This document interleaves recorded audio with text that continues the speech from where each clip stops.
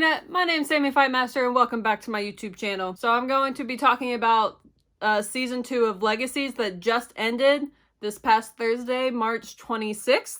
But did it actually end?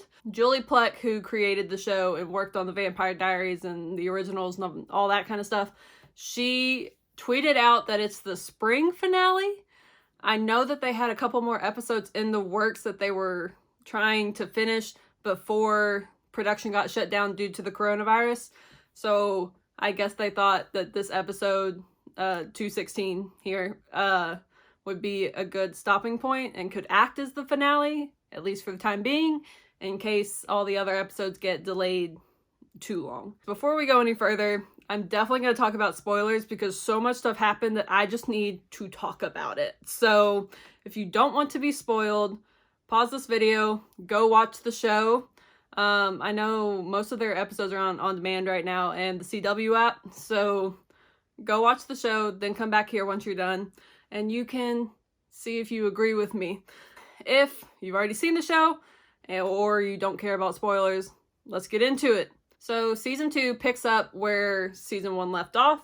If you remember at the end of season 1, Hope jumps into the Malivore pit because she thinks that if it was created by a witch, a werewolf, and a vampire, since she's all three, she can defeat it. However, we find out it's not the case, since she has not actually activated her vampire side. She's just toxic to Malivore, but doesn't destroy him. So she's in there, and our little favorite henchman, Clark, is also in there. He's trying to convince Hope to stay in there because Malivore keeps trying to expel her and get her out because she's toxic. And he keeps trying to get her to stay, or at least take him with her. She can't do that. So she leaves on her own, leaves him in there. Don't worry, he finds a way out because he's just a little rat like that. Hope goes back, but since she went into Malivore, nobody remembers her. She comes back to see Landon's moved on with Josie, which I was not a fan of that. I didn't like that. I didn't like them together. All this stuff happens. These new monsters keep coming out of Malivore. They're trying to figure out what happened because nobody remembers Hope. But she shows up. Dr. Saltzman is no longer the headmaster of the Salvatore School, so he is now the principal of Mystic Falls High. She kind of runs into him there, and he feels like he kind of knows her, and eventually figures out, or she tells him who she is, even though he still can't remember, and he's doing the same thing that he did in season 1 and using her to help fight all these things because he's still a monster hunter. But their relationship doesn't change too much. It's just he doesn't have the memories of all the times before, but they still naturally have that father-daughter kind of feeling to their relationship. Josie this season, especially with Landon, she was very protective and she got a little jealous because Hope is still in love with Landon. Landon just doesn't remember it. Josie doesn't like Hope because of that. She can feel that and is a little mean to Hope. While nobody remembers her. Around episode 3 or 4, something happens and Lizzie remembers Hope. She's the only one that remembers, actually has all the memories. And I loved watching this season, the relationship grow between Lizzie and Hope. Lizzie became one of my favorite people this season. Just all of her little insults are top notch. They make me laugh every time. So she remembers Hope. Lizzie also does not like Josie being with Landon, and she keeps trying to get Hope to tell Landon and Josie who she is, but Hope's they don't remember me. I'll just be a crazy person telling them all this stuff that they don't want to hear, so it won't change anything, and they seem happy, so I'm going to leave them alone. Eventually though, Josie knows something's up between Lizzie and Hope and just knows something's off, so she goes down to New Orleans to get help from our favorite older Michelson witch, Freya, down there. She talks to her because Freya at the bar has a picture of Hope on the wall. Doesn't know who she is, but Josie sees that and connects the dots. And Freya helps her get this spell to bring back their memories because she can feel that something's not right in her brain. As we saw in last season, Josie is kind of drawn to black magic a little bit. So, not good. And that becomes a problem later on in this season. And she uses this spell that Freya taught her and has a little bit of black magic in it. She brings everybody's memories back. And of course, that makes Josie sad because now Landon remembers Hope. And it takes him like a whole episode to figure out if he wants to go back to Hope because she didn't tell him. Because now he has his memories back. Now he's mad that she didn't tell him who she was when he didn't have the memories. Hope's like, I don't know what you want me to do. Like, I thought I was helping you. Guess not. A lot of drama. It's a very drama-filled show. So the new headmaster that came in to replace Alark actually turned out to be Clark. He's masquerading as like this famous like warlock. Do they call them warlocks? Now I'm blanking on if they call male witches warlocks in this show. I don't know. Anyways, he's a male witch. But he's been kind of trying to like groom Josie into using black magic. He's been throughout the whole season trying to groom her, and it comes to a point where it's affecting things, like she can't control it. So he gets her to put it in this time clock thing. She puts all of her magic into this clock thing, and they put it away from now. After their memories come back, they find out that Clark was pretending to be this headmaster. They get rid of him. He's gone. He's done for. So things don't actually go back to normal once everybody gets their memories back, because it's weird, because their lives went on all this time that Hope was forgotten. Now she's back, and they have to reintegrate her into their lives, which makes things weird. Anyways, this clock thing that Josie has put her black magic in is starting to break. So they're trying to figure out a way to like put that somewhere, because if it explodes, it goes right back into her, but like 10 times worse, and she will be an uncontrollable, just evil witch. Josie and Lizzie come up with this idea to send this clock thing of black magic to a prison world. And they made this new ascendant with all their witchy people, all their witchy friends. So it was going to go to like its own prison world, not the prison world that they created in Vampire Diaries that holds Crazy Uncle Kai. That's what they thought that they were doing. However, this one witch in their little group, she's just like, she's crazy. And she hates the Saltzman, she hates Hope, she hates everybody. So she switches the Ascendants and has them put the little black magic-y thingy into Uncle Kai's crazy prison world. And she attaches Alaric and the twins to like the black magic clock thingy. So when it gets sent there, they get sent there. So Kai returns, because now Alaric and the girls are in this prison world. And we find out that Kai's not alone in there, that apparently over the last 10 years, Alaric has been sending students that he thinks are a danger to the world to this prison world. So there's 4 other magical students there with Kai. So that was a fun father-daughter bonding. In this prison world, Kai, being his manipulative self, he kind of attaches himself to Josie because, she's very good-natured. She wants to see the best in everybody. I don't know. She thinks she can learn from Kai and that he will actually genuinely try to help them get out. If you've seen the Vampire Diaries, he's not capable of being genuine. And he uses Josie basically to find a way out. Once he figures out that she's not going to be able to get him out of this prison world, he kind of gets more information, since it's an exact copy of their current world. Josie was talking to him about Malivore and about this pit in Georgia. So he goes to Georgia. Guess what? This pit is there in their prison world. He calls Josie from there, tells her, a way that you can get out of here. You have to break that black magic clock and let it all come back to you, and then you'll be strong enough to get yourself out. And he's like, and you better do it fast, because he's standing there right on the edge of the Malivore pit and about to jump in.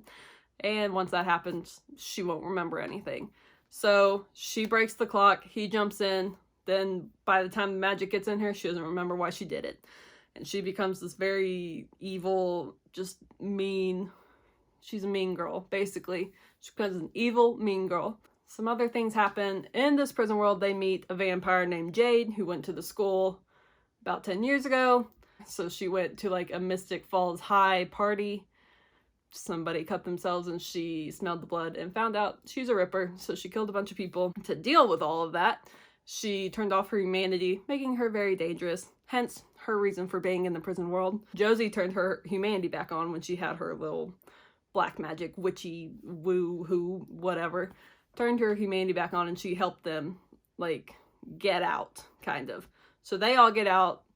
All the Saltzmans, Jade, and then there was another witch in there, got out as well. There's a little bit of chemistry between Josie and Jade. And Jade, now with her humanity back on, seems like she'd be a fairly stable person. More stable than Penelope to have a relationship with Josie. And Josie has some mutual feelings towards Jade that they discover when they get back to the real world.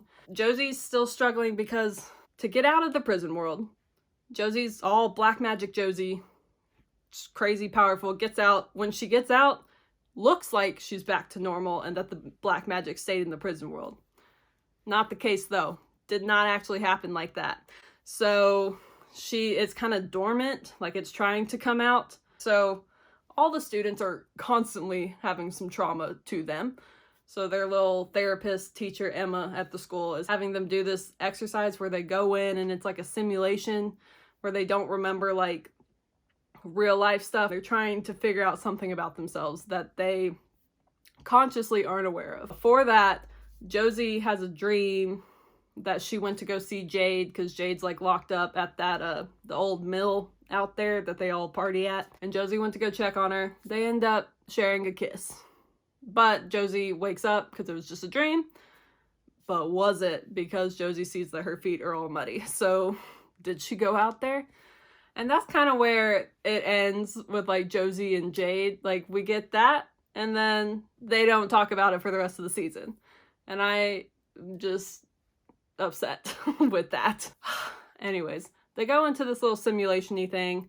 Jade's also in that. She's participating because she just got brought back from a prison world after 10 years, so hence trauma. So for the simulation, they're like unconscious in the real world and like their consciousness is in the simulation doing all this stuff. And once they figure out whatever it is that they're supposed to figure out, they wake back up. However, somebody's going around killing everybody in this game, waking them up, and turns out that it's Dark Josie, because there's normal Josie in there, but then also Dark Josie shows up in this because it's your consciousness and both of those were in Josie's head. So they figure out what's going on because they're like, why is Josie killing all these people? But it doesn't look like Josie and it's not acting like Josie. Once they wake Josie back up, they try to lock her up because they're like, she's dangerous. Like there's something going on here. But it's too late. Dark Josie's already taken over by the time that they've woken her up. And she's going on. She sets the school on fire because apparently that's what they like to do in this Vampire Diaries universe, is set things on fire whenever they have no feelings. Then the last 2 episodes are dealing with trying to get nice Josie back, regular Josie. And Josie comes back because the 15th episode is Josie and Lizzie's birthday. And Dark Josie decides she's strong enough. She wants to go ahead and merge with Lizzie. Lizzie's like, heck no, I ain't touching that. She's gonna kill me. Hope comes up with a plan. Anyways, they do the merge. Neither one dies, but Dark Josie thinks that she's killed Lizzie. Hope goes into Josie's subconsciousness and tries to like yank real Josie out of there. The season ends. It ends. Possibly. So real Josie has come back and she puts her magic in a coin because she's scared of herself now with magic. So she basically does this little spell. Her biological mother did it in the Vampire Diaries where she puts her magic in something and then she's not a magical being anymore. So Josie's doing that. But we find out Hope is still stuck in Josie's subconsciousness. She has not woken up yet in the real world. So that leaves off on that. Oh, I totally forgot about like Landon. So things happen with Landon in this season 2. Sorry, I guess I could only focus on like a couple characters at a time. So Landon finds out about halfway through the season that in his little phoenix abilities that we found out about last season, he can fly. So he's got these fiery wings and everything, and he can fly. He doesn't know how to control it, but he can do that. There's some like prophecy that says that the only thing that can kill a phoenix is a golden arrow. Well, this season, the necromancer from last season came back to wreak some havoc, and he was using all these puppets, all these people he's raised and using to do his dirty work. He wanted to kill Landon. I don't know why. Like, I'm still uncertain as to why. I don't understand any of the motivations of the necromancer character. I don't get it. What happens is the necromancer kills Roth, and he uses him as a puppet. He brings him back, uses him to kill Landon with this arrow. So the season ends, Hope still in Josie's head, possibly, and Landon is dead, possibly. And I'll be honest, Landon's not my favorite, like, at all. Like, when MG killed him last season to find out that he's a phoenix, I honestly was not sad. I was like, oh, no. Like, I just don't like Landon's character. I just don't. I'm not going to be sad if he actually is dead. He won't be, because that's just not how this works. I just don't like him. I don't know. I don't see a whole lot of point for his character, honestly. Just don't like the dude. Sorry, nothing against the actor. And in the last episode, so there's that little chemistry between Josie and Jade that they didn't do anything with for the rest of the season. And then last season, Josie said something about how when she was younger, she had a crush on Hope. And then in this season, Hope said something about when they were younger, she had a crush on Josie. I'm like, missed opportunity. But since that moment, there's been some chemistry between Hope and Josie. And definitely a lot of that in the last episode. I like Jade and Josie, but I will gladly abandon ship for that one and hop on over to Josie if that actually does happen. And if Landon dies, I mean, I'm sorry, I just don't like Landon. I don't know if they will actually ever get these other episodes out. Like, I don't know if that's happening. I don't know if their release date on Netflix is getting pushed back since they're unclear about if the season's actually over. I'll try to keep you all posted on that. I would rate this season probably 4 stars, just because, like I said, there were some things that I didn't understand why they were happening. And maybe that's because the season isn't officially over. I like the show. I was a big fan of the Vampire Diaries and the originals, so naturally, 3rd spinoff there, I'm gonna watch it. Let me know what you thought about the season. If you like this video, give it a thumbs up. If you want to see more stuff like this, hit that subscribe button and then hit the bell. I guess that's all that I've got for you, so I guess I will see you next time. Bye!